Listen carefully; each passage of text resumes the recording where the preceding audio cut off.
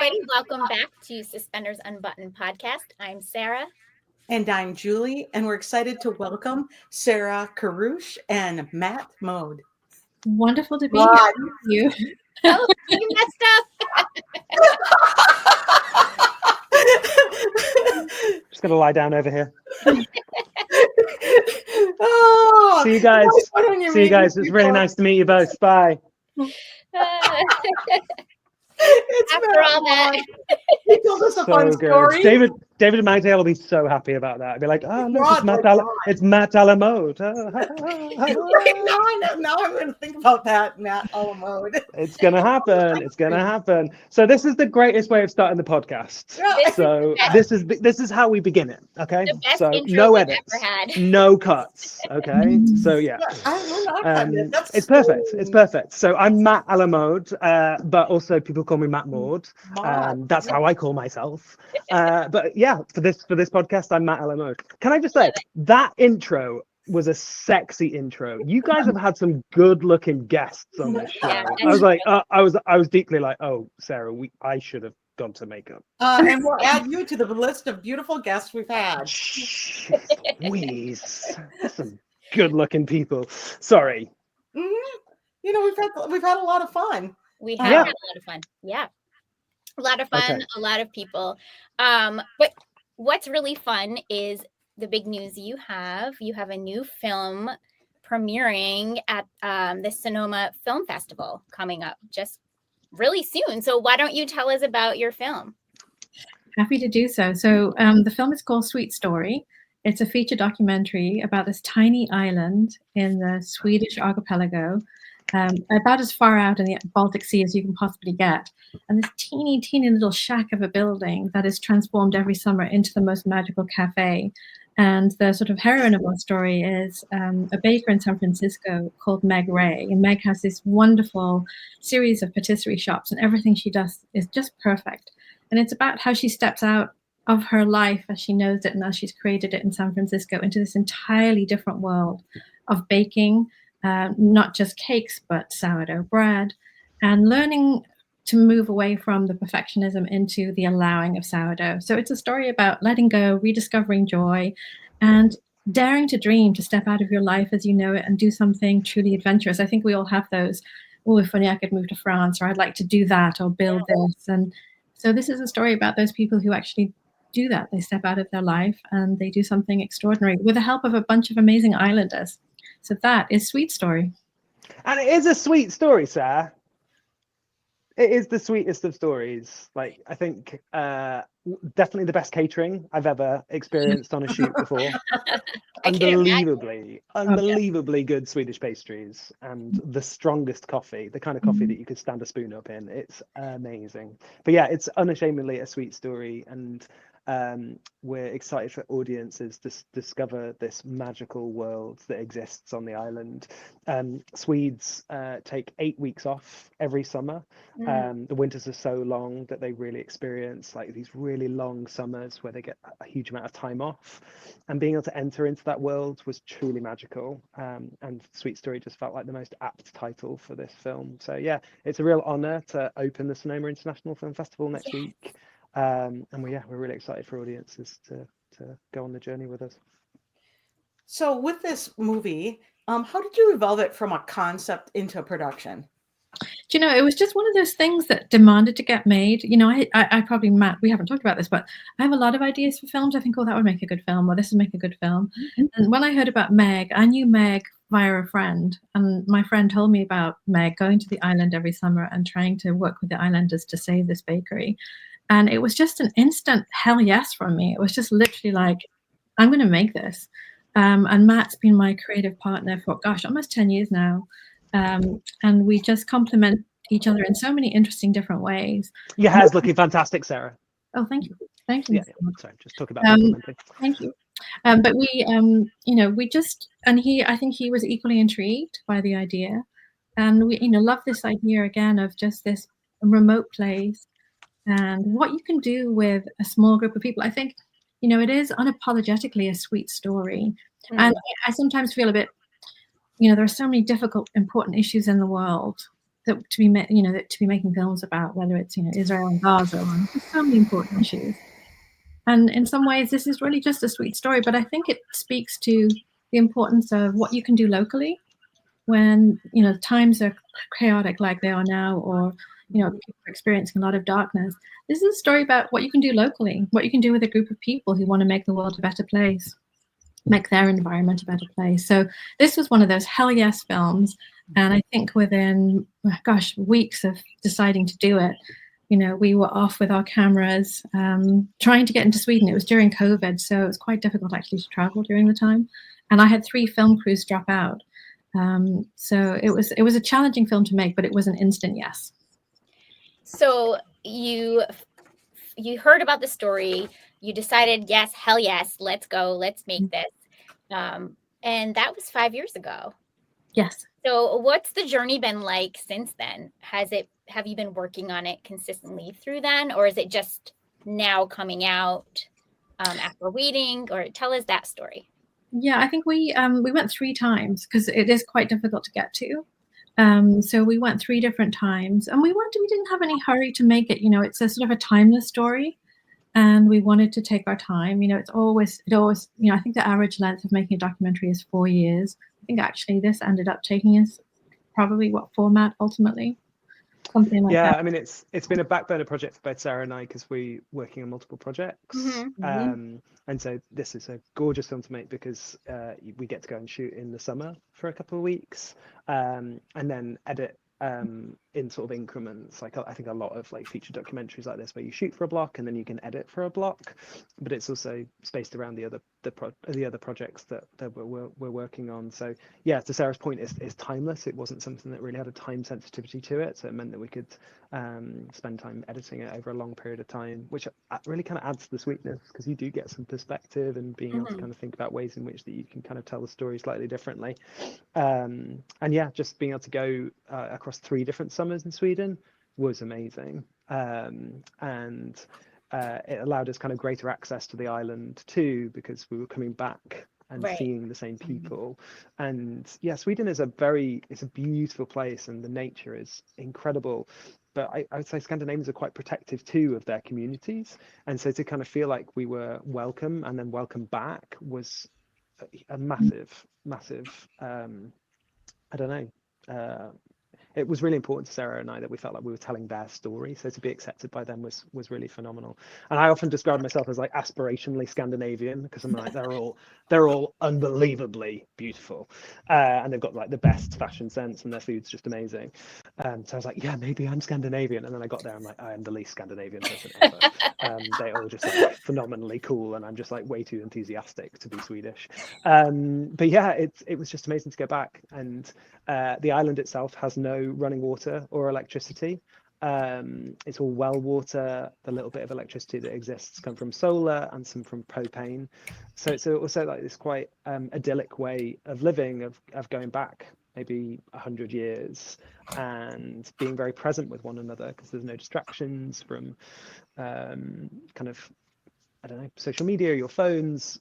There's very little internet that exists there, so you really do live with the other people on the island, and you live around the weather, and that's just such a magical thing to do. So yeah, shooting that across like 3 summers was like really, really great. So yeah, and then I think Sarah and I was like the beginning of this year was like, we need to get this film out, and so yeah, began to kind of like do the finishing of the film.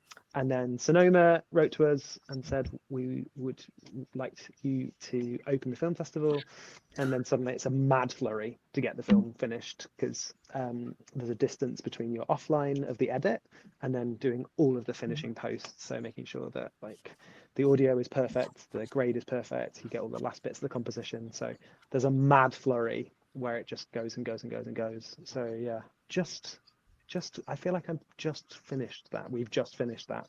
So yeah, like, it happened fast once it started. Yeah, it's so quick. Yeah. One thing that's probably worth mentioning, and I won't give any spoilers away, but actually something really dramatic happened. I was explaining that before we started the podcast, that it turned out to have far more drama than we could have possibly imagined, and something happened during the first shoot that was extremely dramatic, and we actually had to go back. So for part of those trips, the second trip, we actually had to go back. And then the third one was just more, we really just wanted more beautiful sunset shots to be in Sweden. And more cake, basically. You just had to do it. Yeah. So when you're telling a documentary, how do you pick what parts of the story that need to be told and what parts you can kind of just let sit in the back? That's a really good question. The way that we approach it is like a feature film narrative. We actually storyboard it. We storyboard it before we go, and then we adjust it depending on what actually happens, because life is so much more interesting than at least my paltry imagination. And the things that happened we could never have predicted they would happen. In fact, if we'd have written them, you'd have said that's ludicrous. So we actually approach it in the typical hero's journey structure, which is call to adventure. You meet certain challenges, typically 3, and you learn this really important information, which helps you get to a new point of realization and completion. So, that's how we approach it. Like any good story from a classical structure that you'll find in almost every feature and every TV series, and that's how we build it, as if it is a narrative film, and it is a feature-length documentary. So it's that lens. Yeah. I often talk about features. So the difference between kind of fiction and documentaries is that that they require the same amount of people hours. So on a fiction feature film, you might shoot anywhere from like 6 to 12 weeks, but you're shooting with a crew of 40 people or 400 people, whereas documentaries are spent much longer time but with a much smaller crew. And to Sarah's point, what I think it allows you to do is to shoot the story as you see it and feel it, and then when you come to the edit, where does it guide you? Where are the emotional reflections that like document the inner turmoil or the inner discovery against like the external threats that are coming into the characters as they go along? And that's a real joy of being able to kind of shoot to edit in a way in which you don't often get to do in fiction films. You might get like a pickup week or a pickup few days where you might be able to fill in some shots that are needed, or to potentially reshoot something or add a scene. But I think that's what's so great about documentaries, is that process between sort of writing, shooting and editing it interweaves, because you have the ability to just go out with the camera whenever. That's one of the reasons why I absolutely love working on documentaries. So you talked about being able to go back to this island, going back to Sweden multiple times. And my grandparents came from Sweden, immigrated from Sweden, and I have never been. And you were talking about your visual choices, and we got to see the trailer, and the cinematography is definitely a choice, because that is stunning. And I want to sign myself up to go to this small island like yesterday and bring my family with me. What you just really sweep us into this environment. Tell us about some of your cinematography choices. Well, first of all, Matt is the cinematographer, the primary cinematographer. So the fact the film is beautiful is because of Matt. He's got such an amazing eye, and he won't say that himself. So I'm just going to hand over to him, but he has an extraordinary eye, and it's one of the reasons that I love working with him, because everything looks so incredible. Yeah. That's all very, very kind. But I mean, it's really hard to shoot something like that badly. It's a really beautiful place, and essentially going out with the camera and pressing record, I would just walk and just bring the camera around and shoot things. I mean, everything just looks really stunning. So yeah, I'd go. I mean, I think everybody should go and experience something like that for one summer of their lives. And I think often we think about it in terms of like a digital detox and a thing that we inverted commas have to do, but this means of going away and switching off for a long period of time, I think, is so rejuvenating. And there's a reason why Scandinavian countries have so much happiness in their populations, because it does provide, I think, people with lots of new ideas, and they come back to work completely refreshed and thinking about ways of being able to approach things differently. And for the short time that Sarah and I have spent there, we both really felt it. And my job is just trying to communicate that through a camera, essentially. So yeah, it was a treat to film. There was one thing is crazy about being in an area though where there is no darkness. There is literally like 45 minutes in which the sun goes down. Is I would just pass out in the middle of a field, and so you just see me at times just asleep with a camera essentially as my pillow, and then someone just like walking by and sort of kind of prodding me to just kind of make sure that I was alive. That thing is crazy because you just want to be shooting all the time, Right. and then there's no power on the island, so you know, trying to work out how to charge batteries through solar and stuff, and bits of propane that were kind of, you know, dotted around the island using the propane that's in the cafe and stuff. So yeah, that was a challenge, but yeah, the rest of it's great. And then, you know, drones, helicopters, you just want to try and capture the scale of things as well. So yeah, it was cool. And in terms of going, you absolutely must go. Oh, yeah. I think that it's obviously it's an incredibly beautiful place, but as Matt said, there's a feeling about it which is so special, and the fact that it's connected to your family, Julie, I just wouldn't hesitate. And in fact, on our website, we've got instructions about which ferry to get. So, yes.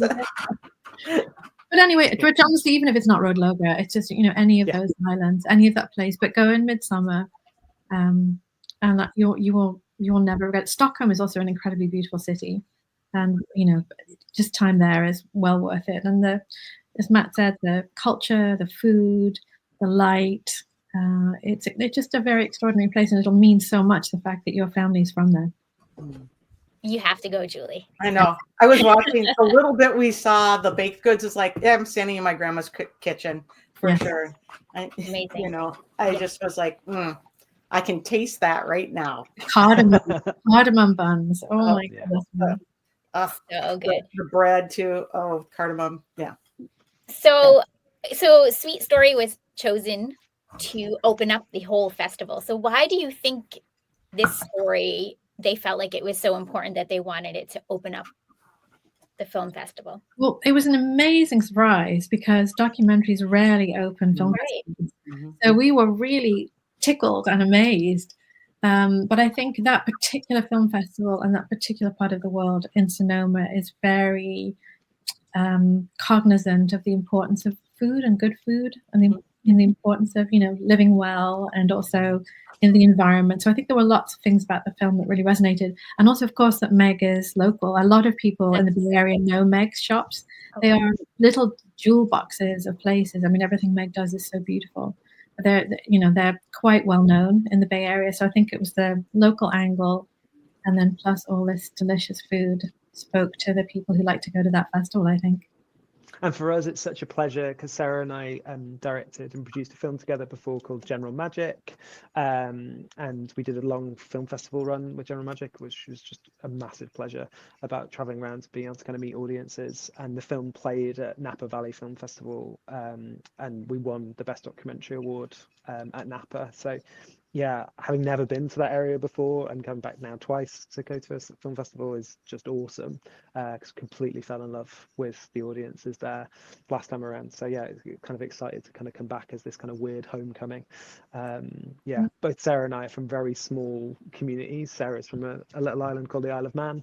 I'm from a very sleepy Yorkshire farming village. So the idea of like opening up a California film festival is something I would never have dreamed of growing up as a kid. So yeah, it's a huge honor, and yeah, just feel really, I know it's like very cliche to say this, but really humbled by it, and just really thankful to the entire team at Sonoma, and all the people that are working there, because they're film festival organizers, curators, volunteers are really the unsung heroes of our industry. There's never awards that acknowledge those that recognize people and showcase the films to audiences, but it's exciting for us because we're actually getting to meet a lot of film festival organizers that we met over the course of General Magic, because people that work at Sonoma also work at Boulder Film Festival and Napa Valley Film Festival and Hot Springs, and so it's just amazing to kind of step back into that community, because it's like, for us filmmakers, film festivals is like going to music gigs, where everybody there is just interested in film, and you're being able to compare stories and the means of being able to potentially collaborate on future projects. Film festivals are just the best. And one very special thing about this festival is that because Meg is in the Bay Area and has these amazing pastry shops, as I mentioned, she's actually providing a box of treats, of Swedish fika treats for everybody who goes to the screening. So it will hopefully it will be a sweet visual experience, but also a sweet eating experience. I The love best catering continues. I need to be there. You gotta come, Julie. Let's bang A over. box of treats. Yeah. Send me your address and I will make sure you get some Miette treats, both of you. Let me know where I can send Oh them. my goodness. Okay, Absolutely doing that. Yeah, that would be amazing. So when audiences are watching your film, what do you hope they take away from it after they've seen it? I just read this Rumi poem, the 13th century Persian mystic, about allowing versus seeking and trying and forcing. I think it's a really interesting concept. And I think fundamentally, this is a film about letting go and allowing, as well as it's a dream about your own dreams and following your own dreams. So I hope that it's that. I hope people think about their lives, think about what they still dream of doing in their life. Hopefully, it will encourage them to take a step in the direction of that.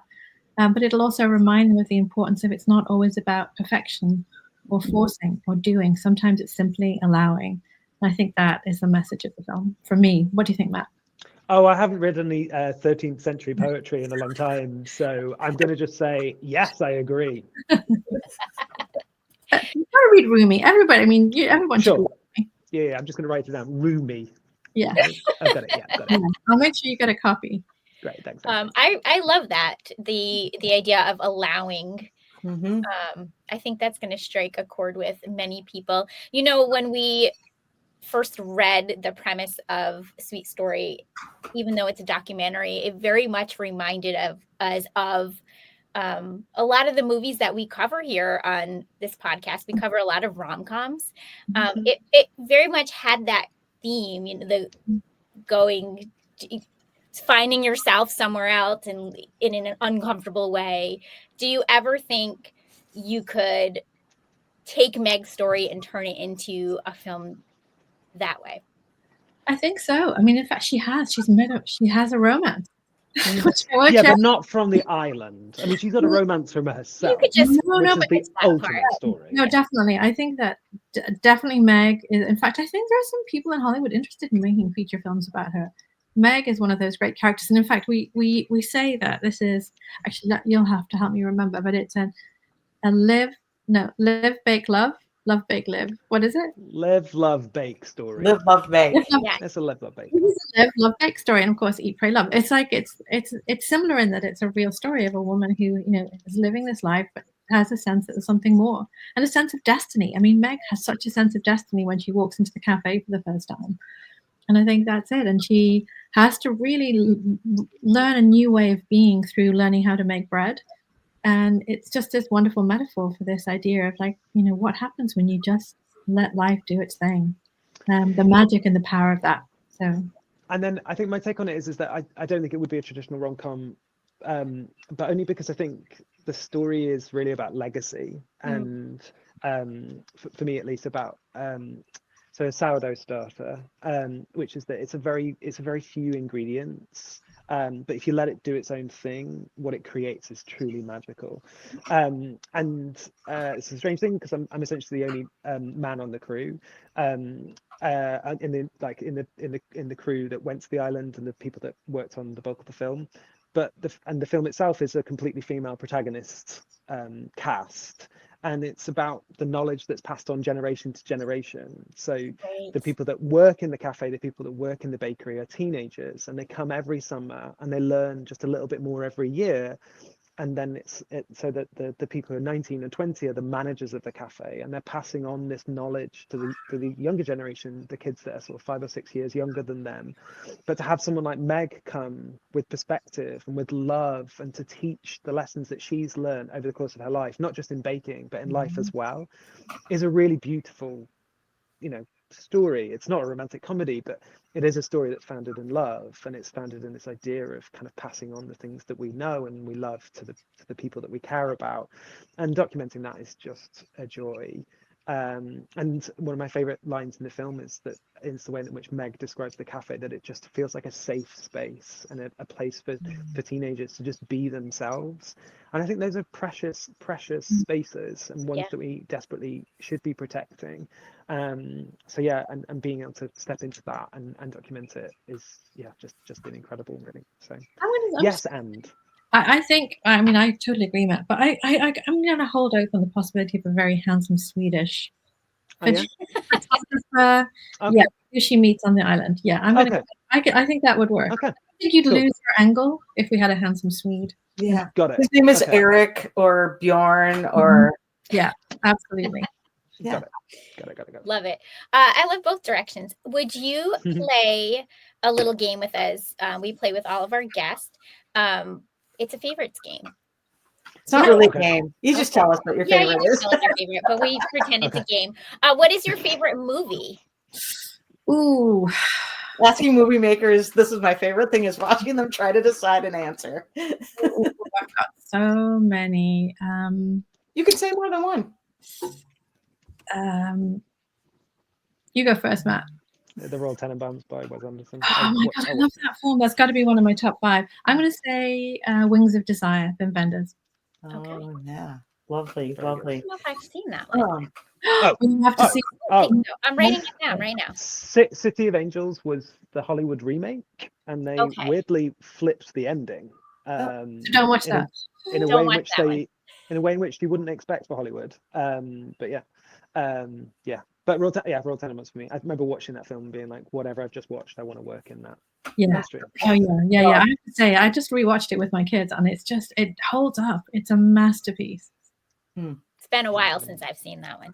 Yeah, for sure. Do you have a favorite TV series or something you're currently binging? Ooh, TV series. It's got to be like historically West Wing. So much. In fact, Matt and I are working on something now that's just very related to that. That sort of my West Wing fantasies coming to life. Yes, Matt. The West Wing is just phenomenal. First season of True Detective, unbelievably good. Watching Sopranos right now for the first time. Right. First time, wow. First time, yeah. There was a British series. It was called The State of Play. That got made into movie, Hollywood adaptation with Russell Crowe in it. Unbelievably, really good storytelling. What other TV? Mad Men. Anything that Shonda Rhimes has created, right? Like this.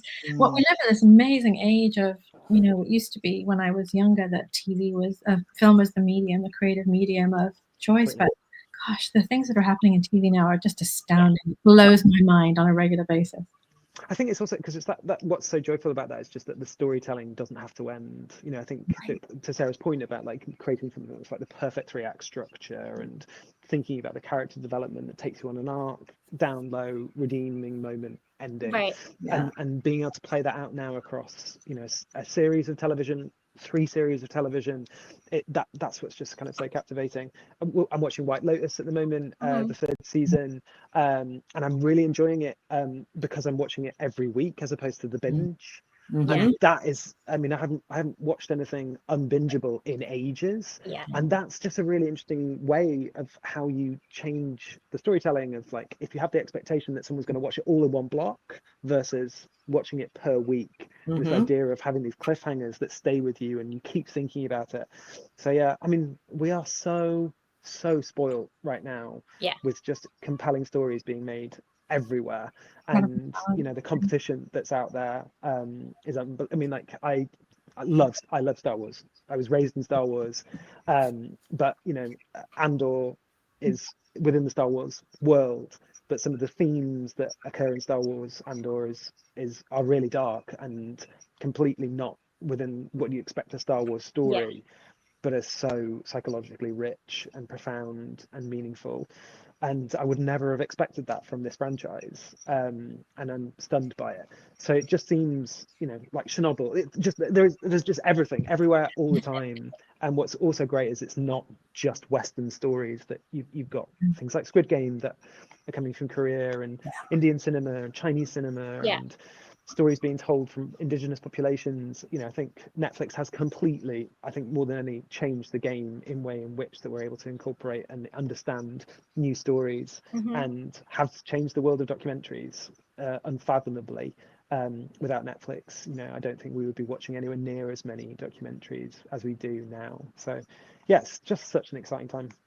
Do you think that Sweet Story will make its way to some of these streaming platforms? We were very lucky. General Magic got picked up by Showtime, National Geographic, NHK, Canal Plus. Canal Plus. Canal Plus. So, you know, you never know where a film's going to end up. It's always an interesting. Her name is Matt Maude, then. Matt Maude de Canal Plus. Matt Maude. Yeah, it's Matt Maude and Canal Plus. Yeah, it's funny. I mean, you know, like to Sarah's point, I've got told this that you should make a film with always the audience in mind, and that's true. But then being asked that question and being like, well, which audience? Yeah. And I think as you're making the film, that becomes more and more clear. I mean, when we made General Magic, we had no idea that it would become the #1 best-selling documentary on iTunes. Like, but it happened. Wouldn't even dream about it. If you'd have said, "Do you want it?" We'd have laughed. So yeah. So, and with the story, I think, you know, it's interesting. I think we have an idea about it will be, but in reality, I think you really don't. Yeah, you really don't know until it kind of hits. So, yeah, I mean, I've worked a lot for Swedish television for SVT, so we'd love for that to be, you know, with those guys at some point. But who knows? I don't know. You have a secret dream of getting Swedish citizenship as a result of that. Yeah. I might actually be able to qualify. Right. Yeah. Thank you for making a film. Here's a passport. Yeah. Yes. Right. A lifetime supply of feature. It feels like it's deserved. Yeah. Right. Yeah. You need some of that stuff. So where can people find you on either social media, or you said you had a website? We do. We have a Sweet Story website with all the information about the island and the film. I'm just hiding because I'm terrible at social media. I do need to get better at it, but terrible. Yeah, we're both really heads down in terms of creating. I mean, I have an Instagram profile with about 200 people, I think, that follow me, or maybe not.